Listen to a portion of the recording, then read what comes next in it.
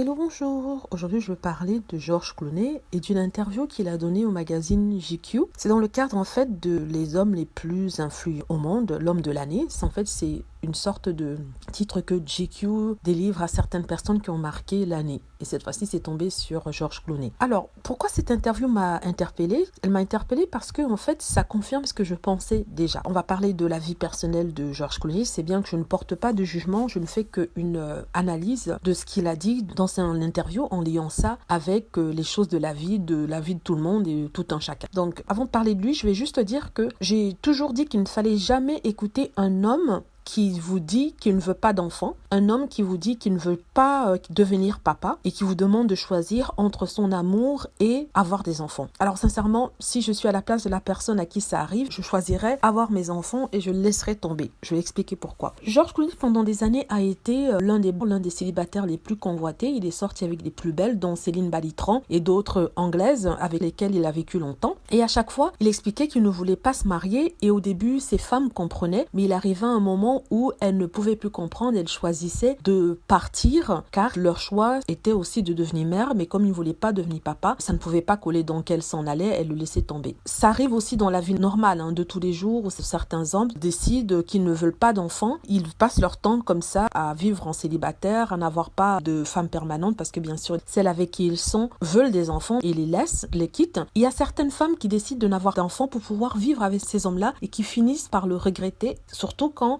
leur histoire, après des années ensemble, finit par s'arrêter. Pourquoi je dis ça avec George Clooney? Comme je le disais, il était avec Céline Balitran, il était avec d'autres femmes, il a fini par les quitter et tout d'un coup, il rencontre Amal Clooney, qui est une avocate des droits de l'homme en Angleterre. Et c'est le coup de foudre, il tombe fou amoureux et il décide que finalement, ce n'est pas une si mauvaise chose que ça, que d'avoir des enfants. Parce que voilà, il a rencontré. Et c'est d'ailleurs ce qu'il dit dans une interview qu'il vient de donner. Il dit ceci, en parlant de sa décision. Je me disais, je ne me marierai jamais. Je n'aurai pas d'enfant, je vais travailler, j'ai de bons avis, ma vie est pleine, je vais bien. Et je ne savais pas qu'elle était vide avant de rencontrer Amal. Et puis tout a changé, je me suis dit, c'était en fait un immense espace vide. Je n'ai jamais été dans une situation où la vie de quelqu'un d'autre était infiniment plus importante pour moi que la mienne. Et puis rajouter à cela deux autres individus qui sont petits et doivent être nourris. En fait, il explique tout simplement qu'avant de rencontrer Amal, il ne pensait pas avoir les enfants et que personne d'autre ne comptait que lui et peut-être son entourage proche, amis et famille, mais il n'avait pas trouvé ce grand amour-là qui lui fasse penser autrement, qui lui fasse penser qu'il avait besoin d'autre chose que ce qu'il avait déjà. Il a rencontré Amal. Donc je reviens dessus pour dire en fait que certains hommes sont comme ça. Ils disent qu'ils ne veulent pas d'enfants, c'est pas qu'ils ne veulent pas d'enfants complètement. Ils ne veulent pas d'enfants peut-être avec vous dans cette situation présente parce qu'il n'a pas trouvé en vous ce petit truc-là qui permet d'avoir des enfants. Et peut-être à ce moment-là, il vaudrait mieux passer à autre chose. Et ça arrive, il peut rester des années avec vous, ne jamais avoir envie d'enfant, mais quand il arrive à un certain âge, on va dire la cinquantaine, 60 ans, c'est là que ce désir d'enfant survient et il aura un enfant, mais ça sera pas avec vous, ça sera avec une autre. Et vous, pendant ce temps, si vous aviez rêvé d'avoir des enfants, vous aviez toujours voulu avoir des enfants, vous êtes sacrifié pour un amour qui, au final, n'a pas abouti ce grand chose. Enfin, je juge beaucoup un peu trop la situation sans y être, sans être dedans, mais personnellement, si